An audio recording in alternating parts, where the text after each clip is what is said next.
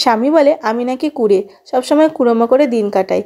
রাধে রাধে বন্ধুরা, এখন দেখো সকালবেলায় একটুখানি সেদ্ধ ভাত করে নিয়েছি আর এখানে করছি একটু বেগুনি। তো ভগবানকে আজকে একটু সেদ্ধ ভাত আর বেগুনি করে দিচ্ছি আর বাচ্চাদেরকেও দিয়ে দেবো। আর এখানে কিছুটা বেগুনি পরে করব বলে আলাদা করে সরিয়ে রেখেছি, কারণ প্রসাদ হয়ে গেলে সেটা আর ব্যবহার করা যাবে না। ওইদিকে দেখো আলু কেটে নিয়েছি, চাটনি করবো বলে আম কেটে নিয়েছি, কাজু কিশমিশ ওগুলো সব নিয়ে এসছে। তারপরে এখানে গোলাপ জল, আতর, কেওড়া জল নিয়ে এসছে আর নিয়ে এসছে বাচ্চাদের জন্য চিপস। আর এখানে দেখো আলুর দম করছি প্রথমে, তার জন্য আমি কড়াইতে সাদা তেল দিয়ে দিয়েছি, এর মধ্যে একটু গোটা জিরে ফোড়ন দিয়ে দিলাম, দিয়ে আলুটাকে ভালো করে ভেজে নিচ্ছি। আর এখানে প্রভুজি নিয়ে এসছে বেসন আর নিয়ে এসছে কাজু কিশমিশ, সব কিছু নিয়ে এসছে। আজকে একটু স্পেশাল রান্নাবান্না করার ইচ্ছা আছে। তো যেটা বলছিলাম, স্বামী সবসময় ভাবে যে আমি হয়তো কুড়োমো করি।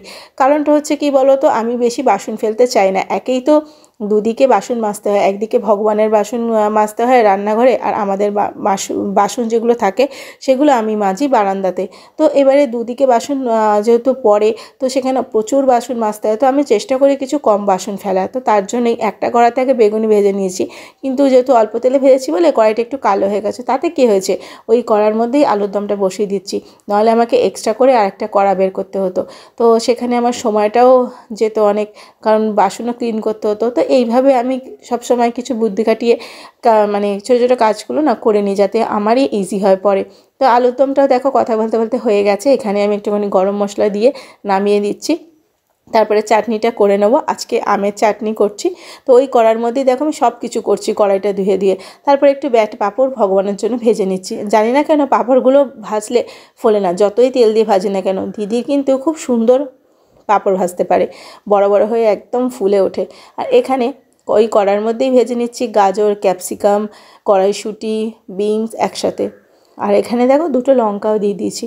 আর তারপরে এখানে চালটা আমি ভালো করে ধুয়ে নিচ্ছি। আমি আজকে ঘরে থাকা যে চালটা আমরা ইউজ করি আর কি, প্রত্যেক দিন খাই, সেটা দিয়েই রাইস তৈরি করব। তো এখানে সবজিগুলো 50% ভাজা হয়ে গেছে, তার মধ্যে কাজুগুলোকে ছাড়িয়ে দিয়ে দিলাম। কাজুটাও সবজির সাথে ভেজে নেব। এরপরে কিছুক্ষণ ভাজার পরে সবজিগুলো এরকম সেদ্ধ হয়ে গেছে, কিন্তু পুরোপুরি সেদ্ধ হয়নি, 90%-এর মতো হয়েছে, 10% বাকি আছে। এই অবস্থাতে এর মধ্যে দিয়ে দেবো কিশমিশ।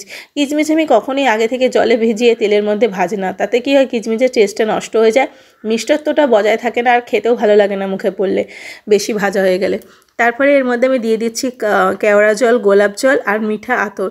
আমি আন্দাজ আছে বলে আমার তাই দিলাম, কিন্তু আমি এইভাবে দিচ্ছি বলে তোমরা দিও না, তোমরা কিন্তু মাপ করে মানে এক ছিপির মতো দিও।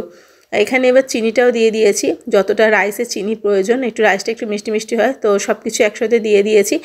দিয়ে ভালো করে ভেজে নিয়ে জলটা একদম শুকিয়ে নিতে হবে। সব শেষে দিয়ে দিচ্ছি গরম মশলার গুঁড়ো, কারণ গোটা গরম মশলা রাইসের মধ্যে দিলে মুখে পড়লে আমাদের বাড়ি কেউ খেতে পছন্দ করে না, বাচ্চারাও সব ফেলে দেয়। তো এখানে ভাতটা বসিয়ে দিয়েছি। এরপরে আমি রাইসটা তৈরি করে নিয়েছি আর শসাও কেটে নিয়েছি। দেখো রাইসটা কত সুন্দর হয়েছে। আর এই একটু হলুদ কালার এসে, কারণ আমি একটু হলুদ অ্যাড করেছিলাম, কারণ সাদা রাইস আমার একদম ভালো লাগে না দেখতেও আর খেতেও। তারপরে ভগবানকে ভোগ নিবেদন করে দিয়েছি। আজকে মেনুতে ছিল রাইস, আলুর দম, চাটনি, পাঁপড়, বেগুনি আর শসা। তো ভগবানকে দর্শন করে নাও তোমরা। তারপরে এটা হচ্ছে পরের দিন। বাসি জিনিস খেতে কে না ভালোবাসে, তো আমার মেয়েরা সবসময় যখনই তৈরি করি বলে মা একটু বেশি করে বানিও। তো এখানে সবাই প্রসাদ পাচ্ছে। তো এখানে দেখো রসগোল্লা রয়েছে, চাটনি রয়েছে, পাঁপড় রয়েছে, কিন্তু আমি এবার পুজো করে প্রসাদ পেতে বসে পড়েছি। তো এখানে আমিও খাচ্ছি, ওরা খেয়ে আমার জন্য রেখে দিয়েছে। আমারও বাসি জিনিসটা কিন্তু খেতে খুব ভালো লাগে। আমার মতো কার কার এরকম ভালো লাগে কমেন্টে জানিও। তো আজকের ভিডিও এখানেই শেষ করছি বন্ধুরা। সকলে ভালো থেকো, সুস্থ থেকো, আর ভিডিওগুলো ভালো লাগলে পেজটা অবশ্যই ফলো করে দিও। রাধে রাধে।